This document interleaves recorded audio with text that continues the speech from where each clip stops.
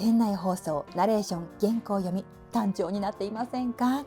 皆さんこんにちは、五戸美希です。この動画を最後まで見るとこうなれます。店内放送が素人っぽくなる理由がわかります。店内放送をただの垂れ流しじゃなくて商品が売れる放送に変えられます。店内放送の録音が恥ずかしくなくなります。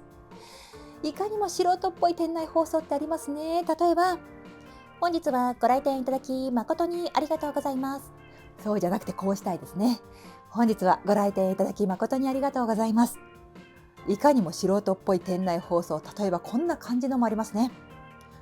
本日はご来店いただき誠にありがとうございます。当店ではちょっとぶっきらぼうな感じのありますね。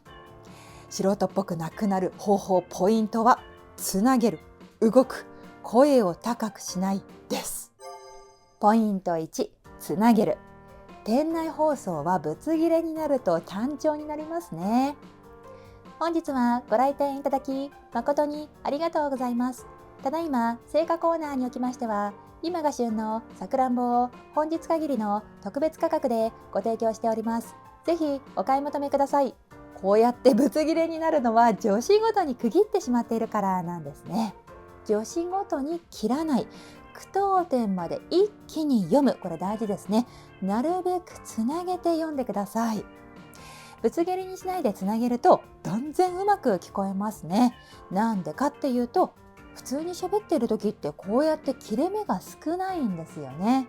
普通に喋っている時、こうやって切れ目がたくさんあるとおかしいですよね。ナレーションも一緒なので、切らないでつなげていく。本日はご来店いただき誠にありがとうございますじゃなくて、本日はご来店いただき誠にありがとうございます。ここまでつなげちゃいましょう。ただいま青果コーナーにおきましては、今が旬のさくらんぼじゃなくて、ただいま青果コーナーにおきましては、今が旬のさくらんぼまでつなげちゃってください。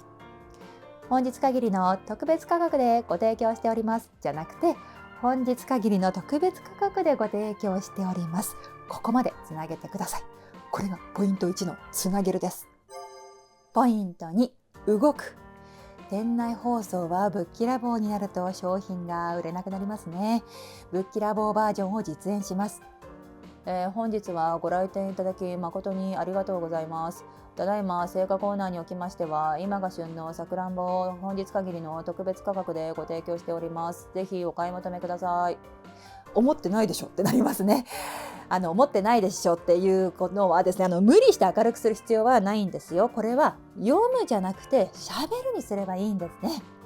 おすすめは動く、お辞儀をしながら読むです。本日はご来店いただき誠にありがとうございます。ぜひお買い求めください。こんな風に動きを入れる。これは目の前のお客さん一人にぜひお買い求めくださいって言っている時と同じでいいわけですね。動きながらやるとだんだんお客さんと会話している時と同じになれますので、恥ずかしさも取れてきます。ポイント3、声を高くしない。高い声ってキンキンして聞き心地が良くないですね。例えば、本日はご来店いただき誠にありがとうございます。あとは裏声混じりの本日はご来店いただき誠にありがとうございます。これだとちょっとうさんくさくなってしまうんですよね。